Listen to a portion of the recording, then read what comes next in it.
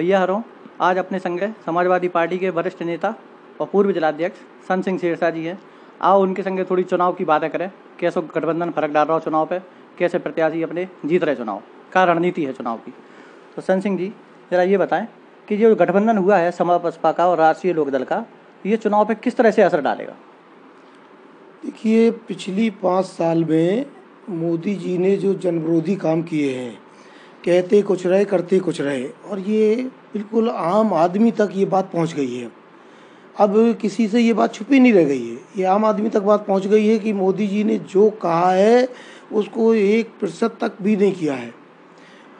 तो पब्लिक तो ये चाहती है कि नेता हमारा जो कह के जाए, क्योंकि जब भी कोई आम चुनाव आते हैं उनमें जो, चाहे उसको आप गीता मान लें, चाहे उसको कुरान मान लें या उसको बाइबल मान लें, जो हमारा चुनाव घोषणा पत्र होता है वो बहुत पवित्र ग्रंथ है, और पवित्र ग्रंथ के साथ मजाक और खिलवाड़ नहीं करना चाहिए।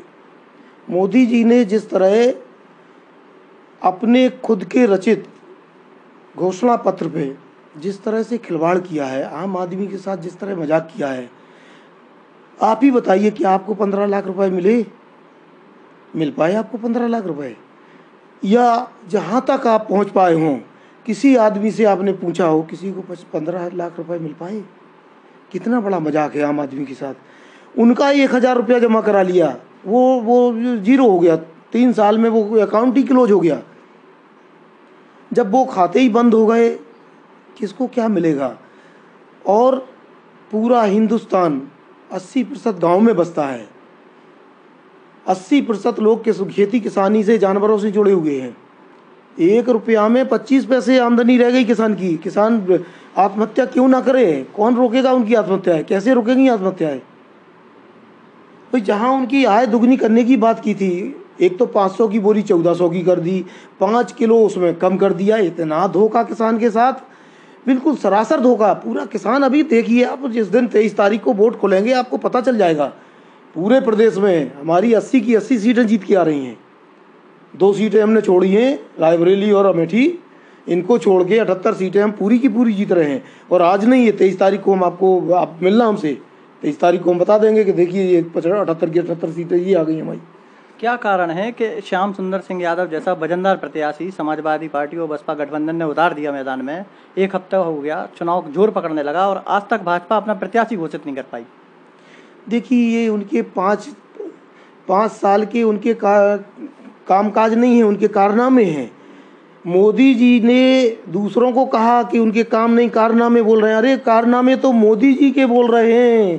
ताली बजा बजा के मोदी जी कहते थे कारनामे तो मोदी जी के बोल रहे हैं। किसानों से पूछो, लगातार किसान आत्महत्या कर रहे हैं। कर्मचारियों ने, जिनने अपनी अधिकारों की मांग की है, इतनी लाठियां मारी उनमें, वो सब उसमें घनम नदिया में, उसमें आधे डूबे मिले नदी में। तो किसी की कोई सुनने वाला नहीं है। और सबसे बड़ी बात आपको बता दें, इस देश का लोकतंत्र खतरे में है। संविधान से इतनी छेड़छाड़ की जा रही है। किसी भी प्रदेश में देख लीजिए, कहीं कानून व्यवस्था है? जहाँ भाजपा शासित राज्य हैं, किसी में बता दीजिए कोई कानून व्यवस्था हो।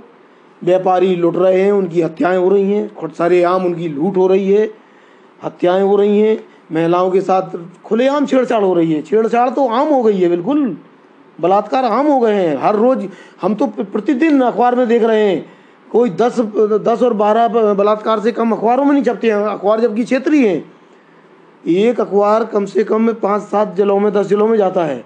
उसके बाद उसका दूसरा उधर यूनिट है, वो अपना काम करता है।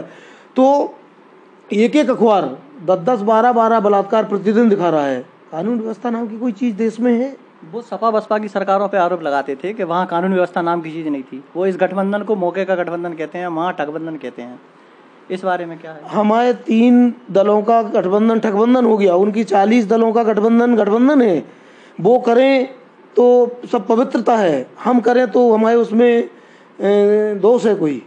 और कानून व्यवस्था जो दूसरों पे आरोप लगाते थे, किसके सांसद ने किसके एमएलए को जूतों से मारा? किसके किसके एमएलए डीएम को जूता मार रहे हैं, किसके एमएलए ने सहारनपुर के एसपी को उसमें जानवरों के घर में बंद कर दिया। कौन कर रहा है गुंडागर्दी?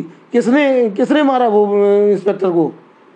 जनता के साथ इतना अन्याय हो रहा, कानून व्यवस्था चौपट है, तो सपा ने सड़कों पर उतर के विरोध जम के क्यों नहीं किया? अरे सपा बराबर करती रही। सपा ने हर महीने एक आंदोलन किया बड़ा, और बराबर करेगी सपा। और अभी ये लोकसभा चुनाव हो जाए, उसके बाद मोदी जी को, अभी होश मोदी जी के जब ठिकाने आ जाएंगे, उसके बाद आंदोलन होंगे। अच्छा, झांसी ललितपुर सीट पे अपने प्रत्याशी की जीत सुनिश्चित मान के चल रहे हैं पूरा गठबंधन के कार्यकर्ता, सभी नेता। लगभग कितने अंतर से जीत होने की संभावना है? देखिए, हम आपको झांसी अकेले की बात नहीं कर रहे हैं, हम पूरे उत्तर प्रदेश की बात कर रहे हैं। समाजवादी पार्टी को 28% वोट मिला, बहुजन समाज पार्टी को 26% वोट मिला, 5% वोट मिला रालोद को। अब आप ही जोड़ लीजिए ना, टोटल जोड़ लीजिए, हमारा 55-60% वोट हो रहा है। हमारे आगे पीछे नहीं है कोई, कहीं नहीं है कोई। झांसी अकेले की बात नहीं, हम तो पूरे प्रदेश की बात कर रहे हैं। और रिजल्ट देख लेना आप। देश में पहली बार हो रहा कि किसी प्रधानमंत्री की नीतियों के खिलाफ किसान चुनाव लड़ रहे हैं, देश के सैनिक चुनाव लड़ रहे हैं। देखिए, सेना ने कोई मोदी जी के आने के बाद काम शुरू नहीं किया है। सेना, देश जब आज़ाद हुआ तब से सेना देश की रक्षा कर रही है। और शास्त्री जी ने नारा दिया था, ये मोदी जी चूँकि ज़्यादा योग्य है शास्त्री जी से, शास्त्री जी ने नारा दिया था, जय जवान जय किसान। जवान हैं तो हम सुरक्षित हैं, किसान हैं तो हम जिंदा हैं, नहीं हम मुँह को मर जाते। तो शास्त्री जी महान है कि हम किसको महान कहें? इन्हें अपना सम्मान खुद, एक आम नागरिक मोदी जी को नाम ले दो, बुरा भला कहना शुरू कर देगा। हम लोग तो चूँकि राजनीति से जुड़े हैं और ऐसी पार्टी से जुड़े हैं कि हम लोगों की भाषा उतनी अपनी सीमित भाषा है, हम उस लेवल पर नहीं उतर सकते हैं। लेकिन आम आदमी से पूछिए, आप नाम लेके पूछिए। और हमने सैकड़ों वीडियो व्हाट्सएप पे, फेसबुक पे सैकड़ों वीडियो, हमारी तमाम की माताएं बहनाएं खेतों में काम कर रही हैं, बहुत बुरी बुरी गालियां देती हम हुई नजर आ रही हैं। तमाम की वीडियो आपने खुद सुने होंगे, कोई हम नहीं कह रहे ये बात। कल को गठबंधन की अगर सरकार आती है किसी के सहयोग से केंद्र में और फिर उसके बाद उत्तर प्रदेश में, तो बुंदेलखंड क्षेत्र के लिए क्या प्रायोरिटी रहेगी? बुंदेलखंड को हम तो अपनी समाजवादी पार्टी और बहुजन समाज पार्टी की बात कर रहे हैं। जब जब सरकारें आई हैं, बुंदेलखंड के लिए अलग से पैकेज दिया है, बुंदेलखंड के लिए अलग से काम हुआ है। यहाँ सबसे बड़ी समस्या थी सिंचाई के लिए बहुत काम हुआ है। हमारी सरकार में बुंदेलखंड में 10 बड़े बड़े बांध बने हैं, और जो नहीं बन पाए हैं वो भाजपा की नीतियों की वजह से रुके पड़े हैं। दूसरा, माननीय अखिलेश जी ने पूरे बुंदेलखंड में लगभग 1000 तालाब 2 महीने में, इतना जादू जैसे काम हुआ था। कोई हम लफाजी नहीं कर रहे हैं, हम भारतीय जनता पार्टी जैसी लफाजी नहीं कर रहे हैं। हमारे तालाब देख लीजिए आप, और उनकी गहराई देख लीजिए, उनमें आदमी को उतार के उनकी गहराई देख लीजिए, और एक कोने पे नहीं, चारों कोनों पे देख लीजिए। तो 1000 तालाब 2 महीने में खुदवा के दिए हैं। 10 बड़े डैम बुंदेलखंड में बनवाए हैं। कहीं कोई बुंदेलखंड का कोई 1 इंच जमीन, कोई 1 बिस्सा जमीन बुंदेलखंड की असिंचित रह नहीं सकती है। समाजवादी पार्टी ने तो वो काम किए। समाजवादी पार्टी ने तो एक एक भूखे आदमी को 5500 रुपये और 6000 रुपये का एक पैकेज दिया था, जिसमें ब्रांडेड आटा था, चावल थे, घी था, शक्कर थी, तेल, नमक, मिर्च, एक एक चीज़ थी। माननीय मुख्यमंत्री जी ने एक एक चीज़ का ध्यान रख के घर घर में वो पैकेट पहुंचवाया, और एक एक गरीब का ख्याल रखा, पेंशन से लेके पैकेज तक। समाजवादी पार्टी में जो जन कल्याण योजनाएं लागू की गई थी गरीबों के लिए, समाजवादी पेंशन जैसी योजनाएं इन्होंने बंद कर दी। बेरोजगारों के लिए बेरोजगारी भत्ता दिया जा रहा था, बंद कर दिया। अब जो उसी तरह के पैकेज दे रहे हैं, किसानों के लिए हर महीने इतने पैसे दिए जाएंगे, बेरोजगारों को ये दिए जाएंगे, नकल कर रहे हैं हर चीज़ों की, लेकिन बराबरी नहीं हो पा रही। देखिए, ये कहते हैं कि हमने कौन सी योजना चलाई थी, उज्ज्वला योजना, उसमें सिलेंडर के लिए जब इन्होंने योजना चलाई तो सिलेंडर था 450 रुपये का, जब वो योजना लागू की तो सिलेंडर कर दिया 1400 रुपये का। खरीद पाएगा ये गरीब आदमी सिलेंडर? कौन खरीद पाएगा सिलेंडर? ये तो इतनी धोखाधड़ी कर रहे हैं लोगों के साथ, इतनी बनावट कर रहे हैं। बताइए, ये सोने की चिड़िया कहलाने वाला देश, इसको नोटबंदी कराने के नाम पर पूरे देश का पैसा जमा करा के 9 आदमियों को दे दिया, उनसे कह दिया तुम बाहर जाओ, पूरा पैसा बाहर चला गया। जो 35% रिजर्व कोष रहता है, जो आपातकाल के लिए है, विशेष आपदाओं के लिए है, वो 35% जब उस पर जोर डाला ये प्रफुल्ल कुमार पर, जो उसके वो गवर्नर थे रिजर्व बैंक के, उन पर जब जोर डाला तो उन्हें इस्तीफा दे दिया कि भाई हम नहीं दे पाएंगे ये। तो बताइए, ये तो बिल्कुल पूरा खिलवाड़ कर रहे हैं देश को, बिल्कुल खेल समझ लिया है इन्हें। तो जे हते अपने संगे सन सिंह सिरसा जी, देख लिया आप लोगों ने कि किस तरह से उन्होंने भाजपा के ऊपर सवाल उठाए। रोजगार, किसानों की समस्याएं, तमाम जन कल्याणकारी योजनाएं, हर जगह धोखा ही धोखा और इसके अलावा कुछ नहीं। बुंदेली बौछार के लिए कैमरामैन अंकित चौधरी के साथ मैं मदन यादव, झांसी से।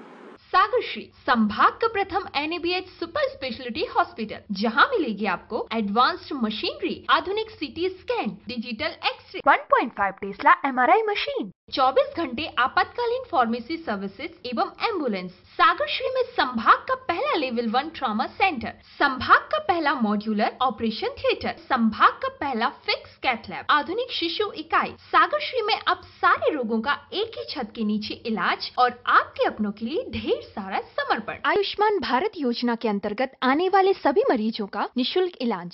सागरश्री, हमारा उद्देश्य आपका स्वास्थ्य, सदैव आपकी सेवा में तत्पर।